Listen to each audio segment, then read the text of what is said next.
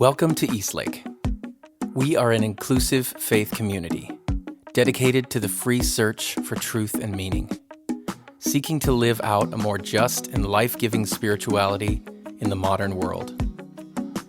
We see faith as less about doctrines and dogmas demanding total agreement, but a life to be lived, enjoyed, and given away to others. What unites us is a growing awareness that life is a gift and love is the point.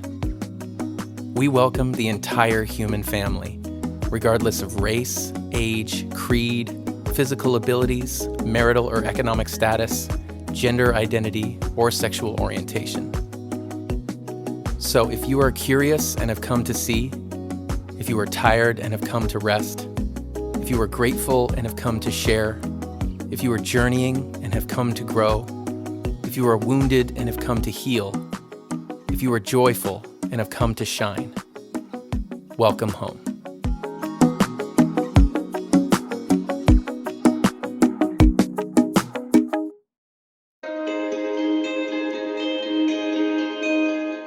Today, we hear from Brit Barron as she continues our series, A Conversation About Race. Please check the description for links to our quarterly Spotify playlist and guided meditation.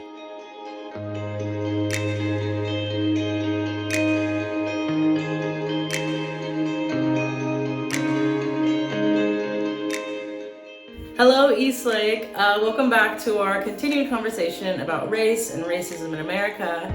If you missed the previous conversation, I would encourage you to take a listen as we're going to be building on that. And so today we're going to talk a little bit about power and privilege. Our previous conversation, we looked at the large-scale view of race and racism in America, sort of debunking it at the individual level. Like, this is an individual thing with individual people who have individual prejudice. This is an iceberg. Remember, we use that analogy of building on things. And so today we are going to talk about how that iceberg impacts us as individuals a little bit through power and privilege. So sometimes in conversations about power and privilege, I know it can feel uncomfortable, particularly if you are white, wrapping your mind around these things and hearing these conversations. And so before we start off, I want to talk a little bit about white privilege and just give you some context for how I am talking about it. What I'm not saying is that because you are white and because white privilege exists, your life has been easy, right? Suffering is fundamental to what it means to be a human being on this earth. We all go through suffering. We get our hearts broken. We get sick. We lose friends and family members. Our dogs cross over the rainbow bridge. Any number of things that happen in this life happen to everyone. Suffering is inescapable.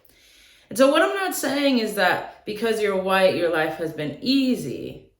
But what I am saying is that in the suffering that is so fundamental to life, if you're white in America, your race does not make that suffering more. So white privilege doesn't mean your life has been easy, but it does mean that your race hasn't been something that's made it harder. It hasn't added to that level of grittiness that we all need to have to survive here on this earth. So I hope that makes sense, and hopefully if you're feeling any of that tension, can ease that so that you can really engage with this conversation. We can be a part of creating a new reality. So power and privilege enacts itself and exists a lot through systems in our society. You've probably heard the word systemic racism. And so let's talk a little bit about systems to wrap our minds around privilege. So to talk about systems, I need y'all to do some more imagining with me. So if you can, just imagine for me a neighborhood. And for the purposes of this conversation, let's imagine that this neighborhood, let's title it low income. Now, right off the bat, there's already some assumptions in your head about what that means. Now, what I'm not saying as we go over this is that all people of color live in low-income neighborhoods and all white people live in suburban neighborhoods. That's not the truth. I grew up in a suburban neighborhood outside of Denver, Colorado. But Economic injustice in terms of housing and neighborhoods and accessibilities is one of the largest ways in which racist power, policy, and ideas have infiltrated our culture. And so this is going to be an easy thing for us to wrap our minds around. But this is not foolproof. This is not 100. This is not binary, right? So imagine a neighborhood, we're going to title it low income.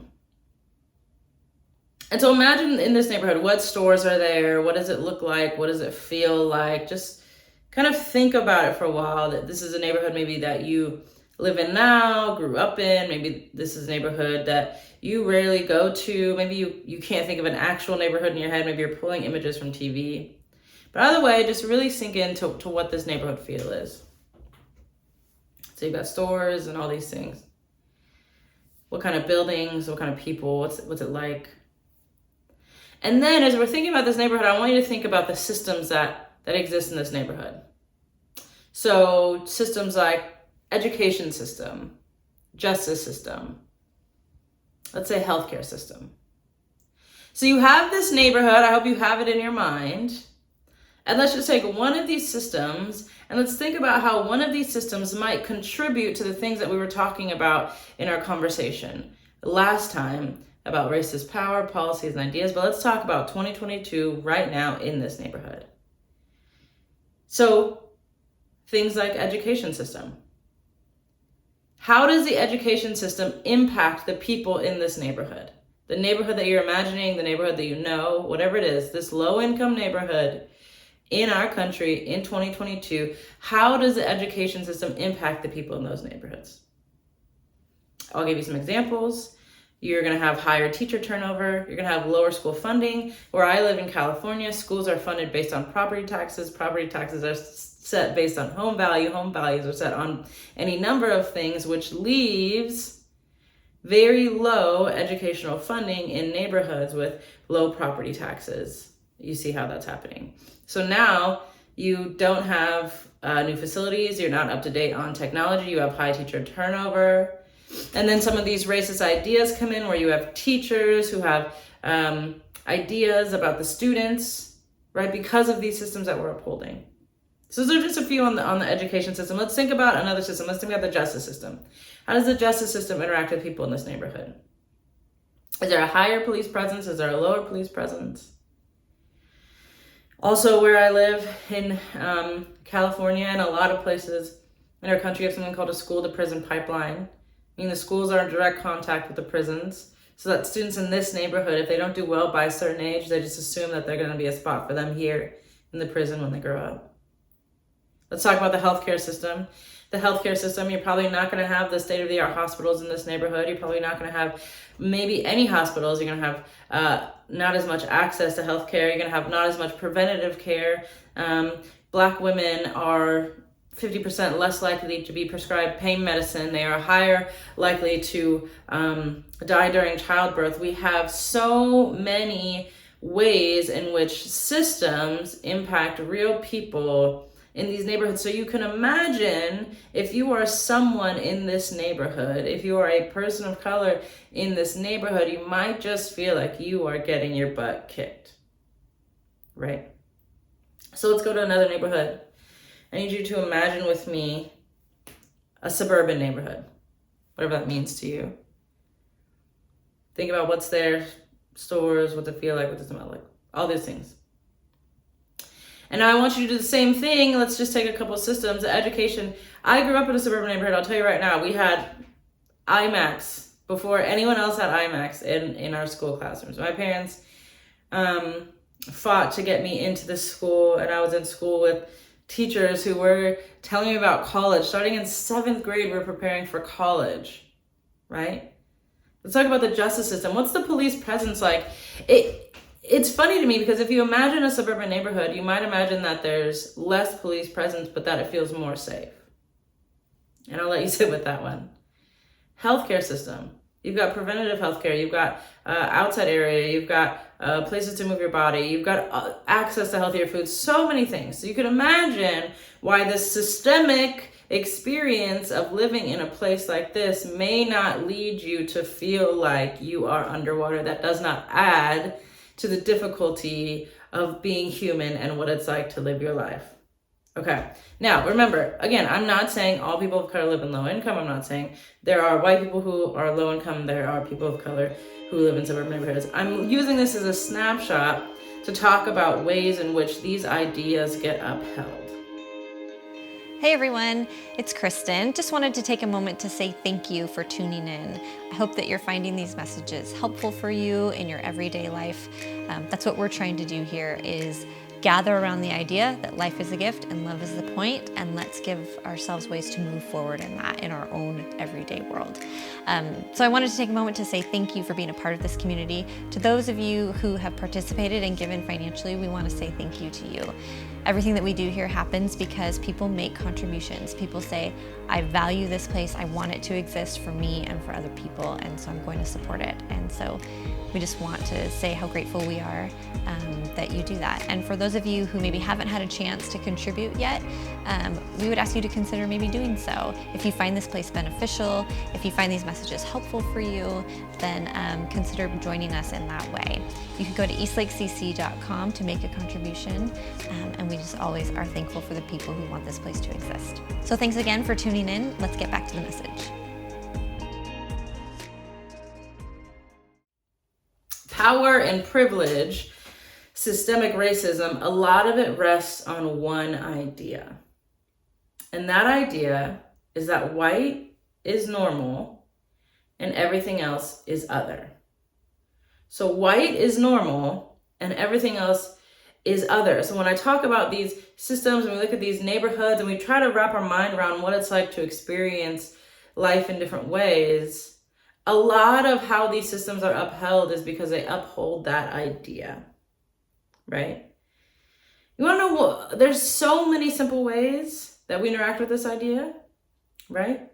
One of the ways in which I know white is normal and everything else is other, because everyone else in America has a hyphen. Meaning, if you're white, you're American. If you're something else, you are African American. You are Mexican American. You are Korean American. You are Chinese American. You are Indian American. So there's this idea in our language, in the way we view neighborhoods, in the way we view people, in the way people act, that we are going through this lens of the prominent idea upholding our system of power and privilege that white is normal and everything else is other. So that meaning, if you fall into that category of normal, if you are white, then you are not experiencing the pushback of being other. Right now, I want you to just think through your life how you have seen that idea interact. In our time between this and the next time, I want you to just keep your eyes open for ways in which this idea very practically takes shape. Something that's really interesting. After summer 2020, and we started really sort of talking about some of these things publicly, we saw a few changes with a couple of things that I've always noticed as a person of color. One is Band-Aids. Band-Aids were just always set to match white people. Because what? Because white was normal. So if you are a person of color and you get a cut, you're going to have a white person's Band-Aid on. And so Johnson & Johnson, Band-Aid, all the Band-Aid makers out there, 2020, were like, what? We never noticed that. Now we've got different shades of Band-Aids. But how long did we have that, right? When I was a kid, and I think still today, you go to the store, you get a box of crayons, and one of those crayons is going to be labeled flesh, and then the other colors are brown, off-white, whatever it is. But the flesh color, this is just reinforcing that white is normal. And if white is normal, then it's safe, it's secure, it's comfortable, it is all these things. I was in Target this week, and I'm going to get shampoo and conditioner, and I'm going through, there's 4 aisles of hair care products in the Target by my house.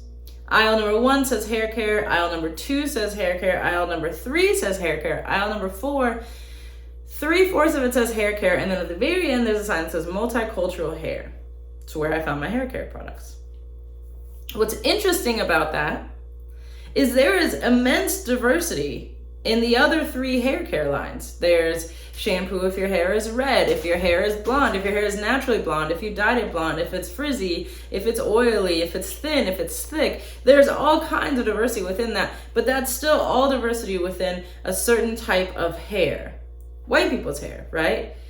And so the aisle or the section for multicultural hair, meaning you can have all the diversity you want in the aisles just out of hair care, but something about this needs to be different.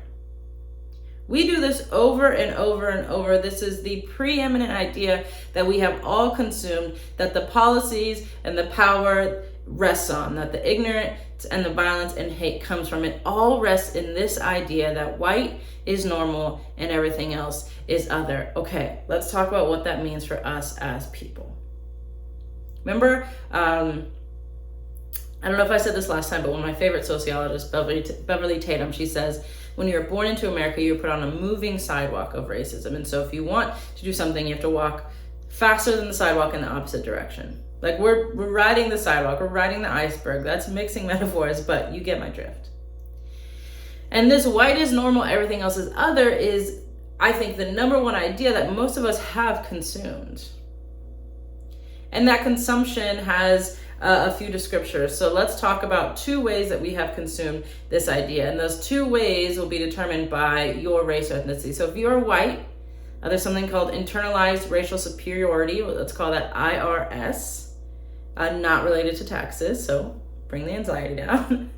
And then as people of color, there's something called internalized racial oppression. It's IRO. And so IRS and IRO are the ways in which our consumption of the idea that white is normal and everything else is other shows up really in our life.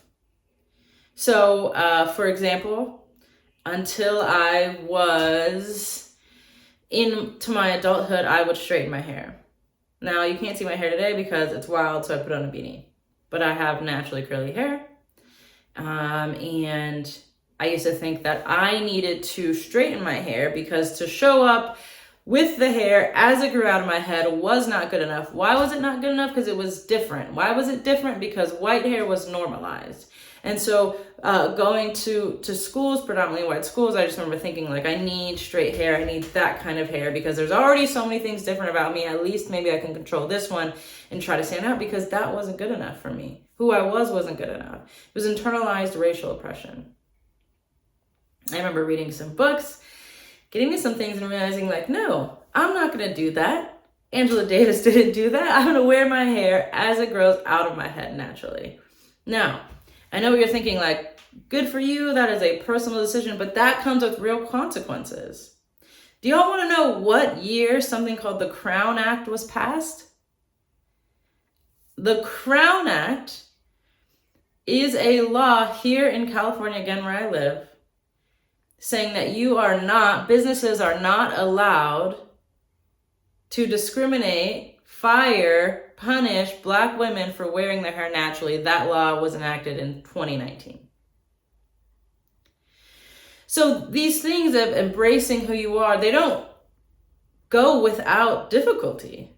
And sometimes you could lose your job for wearing your hair the way that it grows naturally out of your head. That's why IRO is so hard to combat for folks of color, because it comes sometimes with real world consequences, right? And the same for internalized racial superiority. I have a friend, he's a very successful person in business, and he's very direct, and he's very like my way or the highway. And we were talking about race one day and power and privilege, and finally he made this connection. He's like, I always have just thought that was a product of who I was. That I was just loud, that I was just in your face, he's like, but that is a function of my internalized racial superiority, thinking, of course you're going to listen to me. You should listen to me. I'm a white man, right? And so IRS and IRO are extremely subtle sometimes. Sometimes they can be very obvious. But the real work of becoming anti-racism and practicing anti-racism, which is where we're going to get in our next conversation. But the real work of that starts with you being able to identify where these things exist in your mind.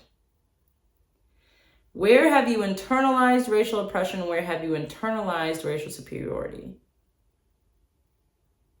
The reason that this is so important, because something that we say all the time at our church, New Abbey, in my life, everywhere I go, is that the minute you begin to other someone, the last domino to fall is violence. So what starts with hair care, Band-Aids, straight hair, curly hair, what starts with othering something in those smallest ways ends up with George Floyd, ends up with Breonna Taylor, with Trayvon Martin, with fill in a name. Because when you are able to other someone, now their existence means something different than your existence. And that is why we are seeing the violence. When we talk about that top of the iceberg, it does not start at the top. It does not start at violence. It starts with the subtle ways in which we tell people that some people are normal and some people are other. And so to correct this course, it is not just going to be big policy change, and that is happening. I am so happy about it, but it's going to be every single person searching their heart to undo the ways in which they have internalized the one foundational truth that all of this rests on, that white is normal and everything else is other. Until we can break that down, and it does not feel true, and it is not true by looking at our cultural artifacts, and we undo that in our own hearts, then we're never going to get to where we need to go. If you want to be a part of this anti-racism work, then between now and our next talk, and then long after, start to find the internalized racial superiority, the internalized racial oppression, and we need to start pulling that out from the root. Because as long as that idea stays in our brain, we're not going to be able to make it very far down the anti-racism road. So that's our work between now and the next time that we get to chat. Is find the ways in which you have consumed the idea, internalized the idea that white is normal and everything else is other. Find the ways in which that idea shows up subtly in TV shows, in movies, at your grocery store, at Target. Keep your eyes open for it, because if you can see it, if you can notice it, then we can begin to break it down. And that's what we're going to get into the next time we chat. So thank you all again so much. And I look forward to talking with you again about our own anti-racism journeys.